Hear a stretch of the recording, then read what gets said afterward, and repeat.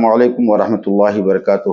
معزز سامعین، آج اس مختصر سے وقت میں سحری اور افطار کی عظمت و فضیلت بیان کرنے کے لیے حاضر آیا ہوں، اس لیے کہ کچھ لوگ روزہ تو رکھتے ہیں مگر سحری نہیں کھاتے اور سوچتے ہیں کہ سحری نہ کھاؤں تو پھر بھی روزہ ہو جائے گا۔ یقیناً روزہ ہو جائے گا، لیکن جو سنت ہے اس سنت سے آپ محروم رہیں گے اور اس کی جو عظمت و فضیلت ہے اس سے آپ محروم رہیں گے۔ ہم اپنے پروردگار کا جتنا بھی شکر ادا کریں وہ کم ہے کہ اس نے ہمارے اوپر کس کس انداز سے رحم و کرم کی برسات کی ہے۔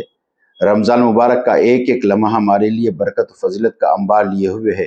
اس نے اپنی بندگی کے لیے روزہ رکھنے کا حکم دیا اور سحری کھانے پر ثواب کی خوشخبری سنائی۔ یہ کرم بالائے کرم نہیں تو اور کیا ہے۔ حدیث پاک میں ہے، حضور پاک صلی اللہ علیہ وسلم ارشاد فرماتے ہیں، تسحروا فإن فی السحور برکۃ، سحری کھاؤ کہ سحری کھانے میں برکت ہے۔ آپ صلی اللہ تعالیٰ علیہ وسلم نے ارشاد فرمایا، ہمارے اور اہل قبلہ کے روزوں میں فرق سحری کا لقمہ ہے۔ سرکار دو جہاں صلی اللہ علیہ وسلم ارشاد فرماتے ہیں، تین چیزوں میں برکت ہے، جماعت، سرید اور سحری میں۔ طبیب دو عالم صلی اللہ علیہ وسلم کا فرمان عالی شان یہ بھی ہے، سحری کھانے سے دن کے روزہ میں استعانت کرو اور قیل اللہ سے رات کے قیام پر۔ سحری میں تاخیر افضل ہے، جیسا کہ حدیث مبارکہ میں ہے۔ حضور کا پاک صلی اللہ علیہ وسلم ارشاد فرماتے ہیں کہ پیارے آقا نے فرمایا، تین چیزوں کو اللہ عز و جل محبوب رکھتا ہے، افطار میں جلدی، سحری میں تاخیر اور نماز یعنی قیام میں ہاتھ پر ہاتھ باندھنا یعنی قیام۔ سحری میں تاخیر سے کون سا وقت مراد ہے؟ سحری میں تاخیر کرنا مستحب ہے، یعنی دیر سے سحری کرنے میں زیادہ ثواب ملتا ہے، مگر اتنی تاخیر بھی نہ کی جائے کہ صبح صادق کا شبہ ہونے لگے۔ یہاں ذہن میں یہ سوال پیدا ہوتا ہے کہ تاخیر سے مراد کون سا وقت ہے؟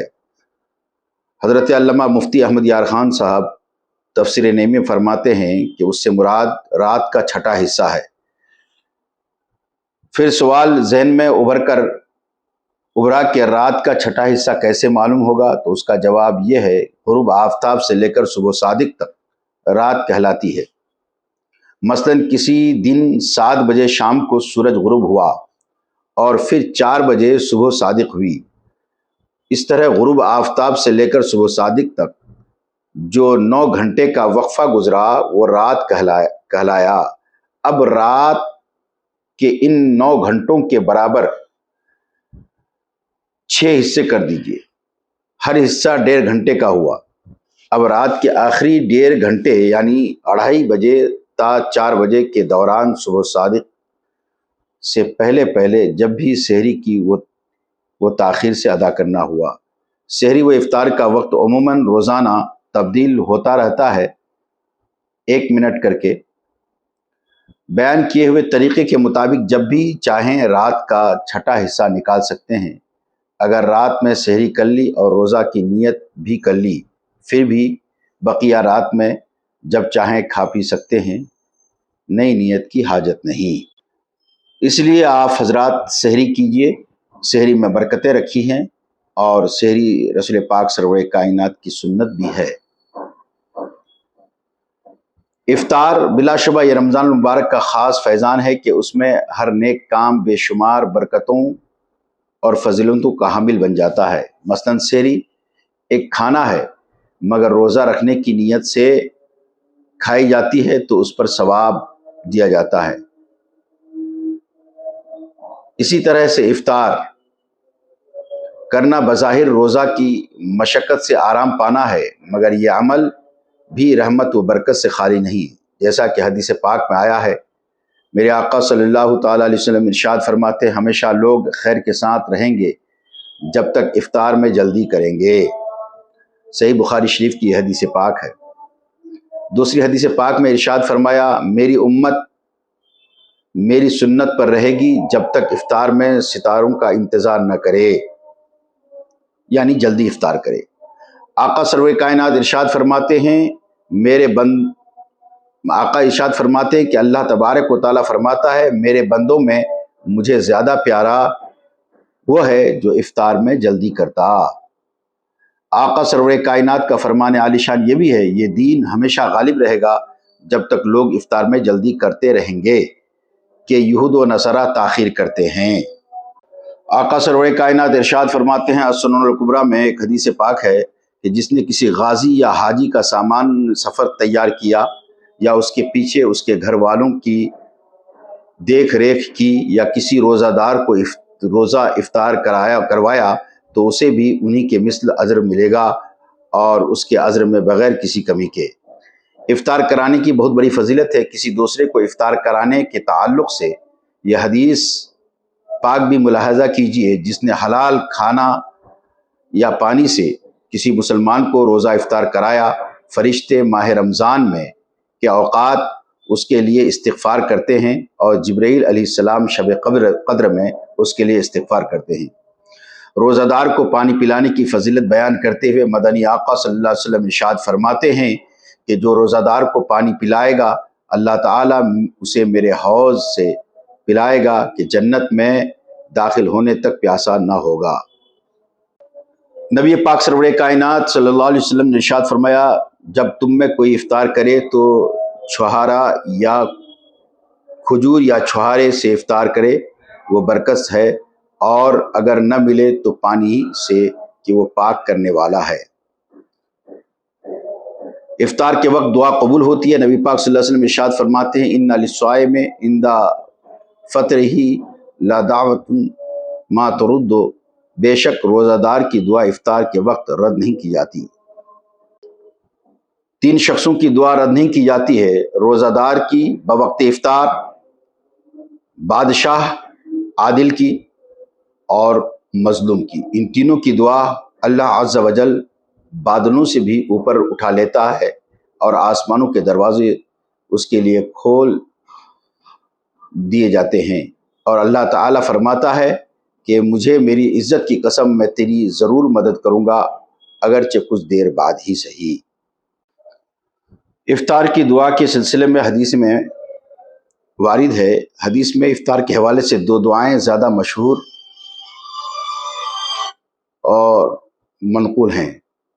پہلی دعا اللہم لکا صمتو وبکا آمنتو وعلی رزقک افطرتو۔ دوسری دعا ذہب الظمأ وابتل العروق وثبت الاجر انشاءاللہ تعالی۔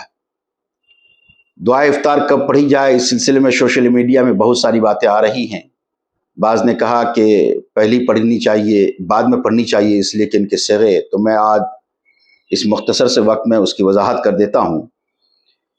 ان میں سے دوسری دعا جو بالاتفاق افطار کے بعد پڑھنے کی ہے، یعنی ذہب الظمأ وابتلت العروق وثبت الاجر انشاءاللہ، یہ دوسری دعا بالاتفاق بعد افطار کے پڑھنی کی ہے، اور پہلی دعا کے بارے میں احادیث میں کسی قسم کی صراحت نہیں، یعنی جو مشہور ہے اللہم لکا صمتو وبکا آمنتو وعلی رزقک افطرتو، کوئی صراحت مذکور نہیں کہ پہلی پڑھی جائے۔ یہ دعا افطار سے پہلے پڑھنی ہے یا بعد میں، مختلف احادیث میں مختلف الفاظ وارد ہوئے ہیں، جس سے تینوں باتوں سے کے اشارے ملتے ہیں۔ بعض سے معلوم ہوتا ہے کہ یہ دعا پہلے پڑھی جاتی ہے، اور بعض سے درمیان اور بعض سے آخر میں پڑھنے کا اشارہ ملتا ہے۔ لہٰذا کسی ایک قول میں اصرار کرنا اور اس دعا کے افطار کے بعد پڑھنے کو ہی سنت کہنا درست نہیں ہے۔ جو بعد میں پڑھے اس پر بھی نکیر نہیں کرنی چاہیے، اور جو پہلے پڑھے اسے بھی منع نہیں کرنا چاہیے۔ در حقیقت اس دعا کے الفاظ سے بعض لوگوں کو یہ اشتباہ ہوا ہے کہ اس میں ماضی کے صیغے استعمال ہوئے، یعنی میں نے تیرے رزق سے روزہ افطار کیا، اس سے یہ سمجھا گیا کہ یہ الفاظ افطار کے بعد ہی پڑھے جا سکتے ہیں، جبکہ عربی زبان کے قواعد کے اعتبار سے یہ ضروری نہیں ہے، بلکہ عربی زبان کا اسلوب ہے کہ جو کام قریب الوقوع یعنی یقینی ہو اسے ماضی کے صیغے سے تعبیر کر دیا جاتا ہے۔ چنانچہ اقامت کے کلمات میں قد قامت الصلاۃ کہا جاتا ہے، جس کا مطلب یہ ہے کہ تحقیق کہ نماز قائم ہو گئی، حالانکہ ابھی تو نماز شروع بھی نہیں ہوئی ہے، بلکہ چند لمحات کے بعد تکبیر تحریمہ کہہ کر نماز شروع کی جاتی ہے۔ لیکن صفوں کی درستی اور نماز کی مکمل تیاری کے بعد نماز کا قائم ہونا قریب الوقوع ہو جاتا ہے، اس لیے کہا جاتا ہے تحقیق کہ نماز قائم ہو گئی۔ اسی طرح جب روزہ افطار کرنا یقینی ہو جاتا ہے اور افطار کا وقت مکمل ہونے پر روزہ دار افطار شروع کرنے لگتا ہے تو عین اس وقت اس دعا کو پڑھنا عربی زبان کے قواعد و ضوابط کے لحاظ سے درست ہے۔ ان احادیث سے پتہ چلا کہ رمضان المبارک کا مہینہ نیکیوں کا انبار لگانے کے مہینہ ہے، لہٰذا اس میں خوب دلچسپی اور توجہ سے نیکیوں کا ذخیرہ جمع کر لیا جائے